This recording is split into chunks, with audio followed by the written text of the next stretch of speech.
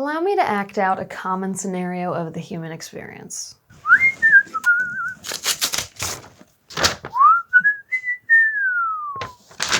$700? What in the... Hi, Internet. I'm Hannah, and I just realized I have no idea what your name is. Sorry. Today, I want to dissect a very popular term in the financial world, a hugely impactful and healthy financial practice with a not so self-explanatory name, if you ask me, sinking funds. To define it, a sinking fund is a fund you slowly build up over time for an inevitable expense. Think expenses like vet bills, car repairs, that once-a-year subscription or insurance payment, any expense you know will eventually come, but you might not know when or how much it will cost, or maybe it's just a ways down the road and not an expense that's typically on our daily radar. To start a sinking fund, all we do is set aside a fixed amount of money each month to prepare for these expenses. Classic example, I know the car will eventually need repairs. We all know that. And even though it always feels like a total surprise when it happens, what? These tires aren't eternal? And that was when I realized the emergency brake was still on. Yeah, I've just been driving in neutral to work every day. Only problem is you can't get back. These surprises are actually a known expense. Of course, I don't know how much it will cost when I do finally take my car into the shop, and there's no way to know what day my car's gonna ram into that fateful pothole, but I know my car is a 2004 Buick Century, and it's 2021. Even if you're driving a 2020 Jeep Wrangler, the girl's gonna need a little help here and there. To not be saving for eventual car repairs is risky, but the honest reality of it is we never think to save for these expenses until they've already happened. Or think about earlier when I found that $700 insurance premium in the mail. Obviously, I know our insurance premium is due annually. I signed up for it. I even knew how much it was gonna cost, but an insurance premium isn't something I just sit around thinking about very often. It's a little out of sight, out of mind, until we get met with that rude awakening at the mailbox. So now that this is all starting to sound really wise and appealing, right? How do you actually start a sinking fund? Like, how much money do I want for one? What's my goal here? Well, let's hop back to that car repair example we talked briefly about earlier. Let's say between our two cars, one of them commuting an hour and a half daily, my husband and I figure we spent about $1,500 on car repairs last year. Big oof. So, painful as it may be, let's just assume to expect the same this year. If I break up the $1,500 we spent on car repairs last year by the 12 months of this year, it looks like I should be socking away $125 a month into a car repairs savings account or envelope, or however you choose to set aside money for your car repair sinking fund. And to not be caught off guard by that insurance premium next year, it looks like I'll be wanting to set aside $58, $59 a month to have the full $700 by the time the premium comes in the mail next year. Now, I said earlier that sinking funds were hugely impactful and important to our financial well-being. Because if we're being transparent here, what happens when you do get that $700 premium in the mail? Well, if you don't just have a bunch of disposable income laying around and you haven't been building a sinking fund for it all year round, then kinda my go-to option is just pull out the credit card and pay it off that way. But yikes, now I just walked into $700 of debt in one trip to the mailbox? Like, that's why I like to think of sinking funds as debt prevention. The more money I can put toward those kind of sneaky but still known expenses throughout the year, the lower my chances are of needing to reach for the credit card or take out a loan. Instead of borrowing money in the future, it's kind of like you're paying mini installments on each of those eventual expenses now.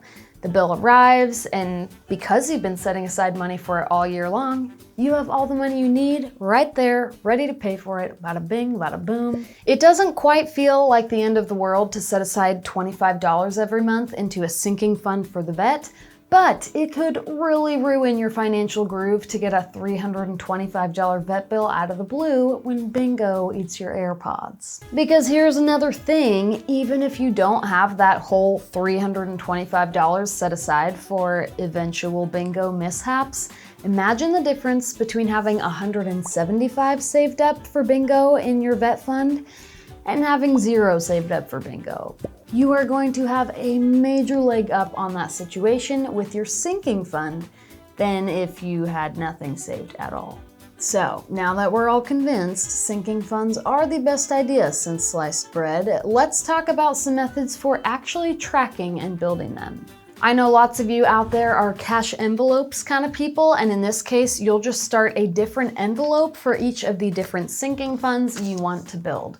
So start one for school supplies, one for summer camp, one for a new laptop or your Costco membership, and just tuck away a logical amount of money every month into each envelope for that expense. Some are easy to calculate, like dividing your $700 insurance premium by the 12 months of the year, and others you kind of just have to use your gut or intuition on it. Decide what you think the most doable but secure amount is, like $25 every month toward the vet fund or $150 every month toward your new car. Now, be careful because having giant wads of cash sitting in paper envelopes around your house may not feel the most secure. Make sure you have a safe and dedicated spot for them, ideally with lots of locks and no liquids. Another popular method people use to save up for sinking funds is with multiple savings accounts.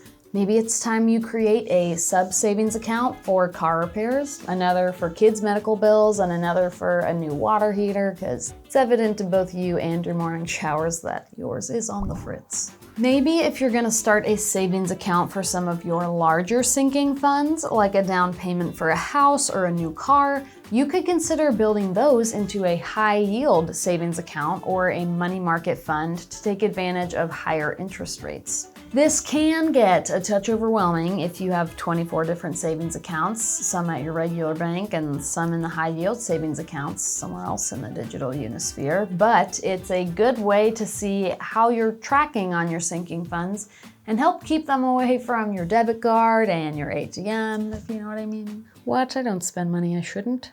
And if you're looking to just get started with sinking funds, or maybe you want to switch away from the method you're currently using, sinking funds are made super easy with the You Need a Budget app.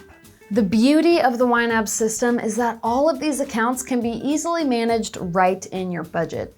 It gives you an all-in-one view that feels a whole lot simpler to navigate than having multiple savings accounts or envelopes to keep track of. When you're setting up a sinking fund, you just create a new category for whatever sinking fund you want to start. I'm going to do car repairs. And then you just sink or set money aside into it every month and watch the balance rise. You can, of course, just do this manually by adding however much money you want to individual categories every month, or you can take advantage of YNAB's target feature. If you tap any of your sinking funds categories, then tap Details and tap Create a Target. If you know how much money the expense will be for, like my annual $700 insurance premium, tap the Savings Balance Target type, and here you can tell the app how much you want to set aside, and you can even tell the app when you'll need the money by. When you add the date, the app will calculate exactly how much money you need to put into your sinking fund each month to reach your goal by this specific date. And don't worry, if you ever put in more money one month or less money than it's telling you to, the app will recalculate how much money you need to put in the next month in order to still hit that target by the time you want. That's the savings balance target type. Then of course there's always the instance where you don't know how much you'll need or when you'll need it by, but you definitely want to have it, like the car repair sinking fund or the vet sinking fund. For these, the monthly savings builder target type is your best choice because you will tell the app how much you want to put into this category every single month, and it will expect you to do so until you decide to disable the target. It is a great way to endlessly save, regardless of when those expenses may or may not happen. Using the You Need a Budget app for your sinking funds is a great way to eliminate the millions of savings accounts you had for your sinking funds because you can separate them all out into their own categories in your budget. And since you'll also create other categories in your budget for all your usual day-to-day expenses, like groceries and mortgage payments and gas for the car, you won't be accidentally spending any of your sinking fund money unless you actively choose to.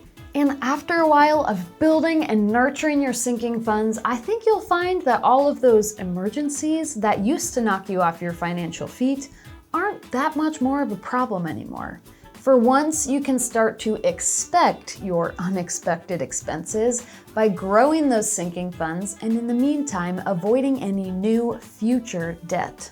So, if you're liking what you're learning about sinking funds, go ahead and give them a try. And if you'd like to learn more about how to budget, how to reach your savings goals, and tackle your debt with You Need a Budget, check out the description box down below for some helpful links and videos to get you started and begin your free 34-day trial. Until next time, have the loveliest of days and happy budgeting. Hi, Hannah. Wait, fart. I can relax. Oh, I don't have a calculator. To get a $325 Betville.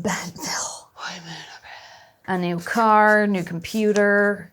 What? That's not a word, Hannah.